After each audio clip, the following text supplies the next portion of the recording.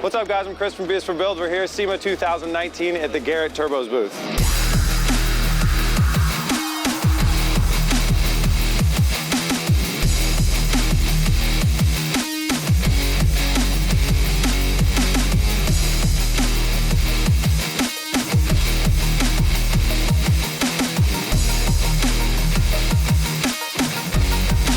There's a lot that has happened, I think, starting with last SEMA, where we switched over to Garrett Advancing Motion. We spun off, became our own entity, we're our own company. So a lot has happened since then. Starting off with the intercoolers, you know, we have F-150 intercoolers, we have Mustang, we have the new M3, M4 coming, the Civic. So a lot of drop-in intercooler upgrades. So in terms of our booth, we have a brand new booth design. We have a new Huracan with an LS engine, twin GTX 3582 mirrored turbochargers, done by Chris at BS for Build. That did an amazing job. As you know, we had the G35 and the G42 that were released in the past few years, so those are doing great. People are ecstatic about the new G series. Everybody's surprised at how much power it's making and the capability it has. So continuing with the G series, you know, obviously 25 G42. Now, a few months ago, we released a new G30 lineup. You know, more power, bigger wheel sizes. So we have the G30 660 and the G30 770 that are released a few months ago. And for display now, something new to SEMA, we're showing the G30 900 and the G35 1050 as well. So those are coming in Q1 2020. So in terms of the G30, G35 turbochargers, I mean, they've come a long way, starting with the GTX series. So in terms of sizing, they're not that much bigger. We did have to go bigger in terms of compressor A over R for more flow and different turbine A over R sizes. So overall, axial and radial package, they're slightly bigger, but it's not a noticeable difference.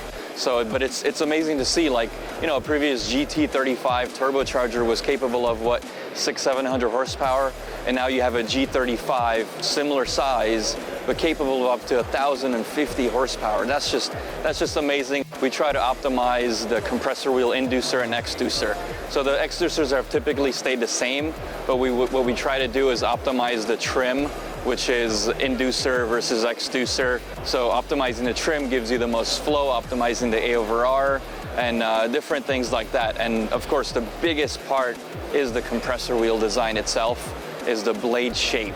So the blade shape, where it's CFD designed, try to optimize the flow, the efficiency using that. So in terms of design, it's very similar to the G25, so that's what we used for both the compressor and the turbine size, and we're just scaling it up.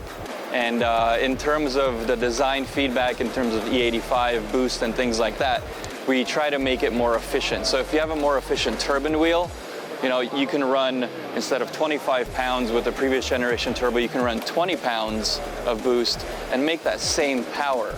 So it's basically packaging versus flow. I mean, we try to balance that out. We try to get the most flow out of by not trying to increase the package size too much. We want people to be able to downsize if they need to and get faster spool, or they can use that same size turbocharger but make a ton more power. So basically what we had before in our Gen 2 and Gen 1 GTX sizes were what, 3067, 3071, 3076, and 3582, 3584.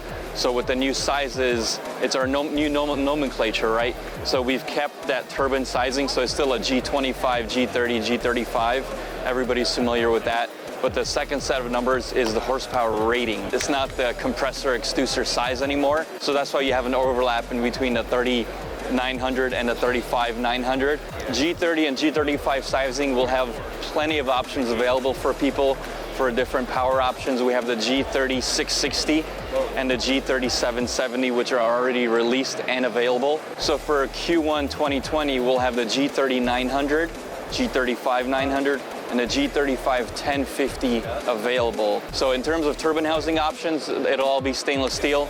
We'll have V-band in and V-band out, 4 different A over R options available for different engine sizes. And then eventually we are gonna have internal wastegate options. We'll have T3 options and T4 divided options available. Other options available, just like standard and reverse. So we started that trend with the GTX Gen 2 turbochargers. So we're working on a lot of stuff for the future. I mean, obviously there's going to be more G-Series turbochargers. I can't say which one, but you can probably guess which ones they are. But we'll have more G-Series turbochargers available coming out all throughout next year. We like a challenge at BS for Build, so the biggest thing was just we wanted to raise the bar even higher, so we just picked like the highest bar I could even imagine. So it wasn't just twin turbo, it wasn't just LS swap a Huracan, it wasn't just twin turbo, it wasn't just carbon fiber, it wasn't just wide body. So to not only build, restore a car, then swap it, then make it show ready, but also to be capable of doing the drag strip stuff, that was a really big challenge. So we are just normal people, we use normal tools, we don't have anything special in our shop, and working on a Huracan is just like working on any other car, right? It's just everything's more expensive, so mistakes are a little bit more expensive.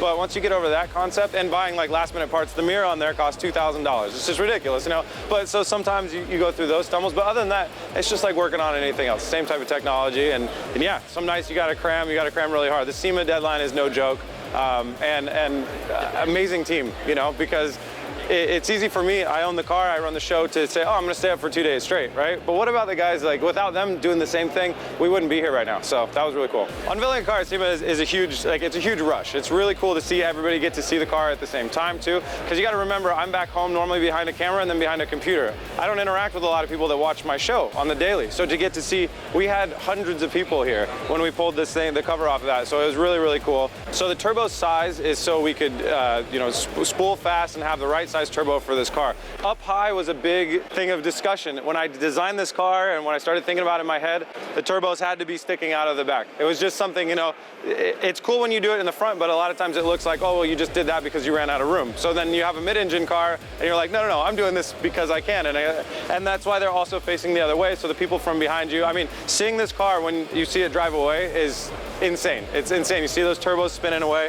And yeah, so people from behind you, and if a lot of people want them to be the other way, but it would look, I don't think it would look as good if you turned them around. Yeah. There's a lot of technical issues with mounting your stuff up high. So the turbos have a lot of weight and they're hanging a lot of weight on your exhaust manifolds. So that was a point that we're still test and tuning on, and we may need to rebuild those, we're not sure. But they have a lot of support built within them. Also, running all that piping through there wreaks havoc on your engine bay and the rest of your cooling system. So we had to make sure everything was managed thermally there. And then finally, these are water-cooled turbos. Water doesn't want to stay up high, especially not staying up higher than the rest of the system. So we just went straight to the nitty-gritty of it and built a standalone closed-loop cooling system for those turbos. So the turbo pump, reservoir, and radiator and all that stuff is all standalone. So if something goes wrong, we can continue to test it and tune it and have it not affect the rest of the car. Test and tune, I think, is where we're at right now. As far as the looks though, this is as good as it's ever going to look. The only SEMA magic that we did is we were missing one Lamborghini part, so we had to use a little bit of glue somewhere where you'd rather use a screw.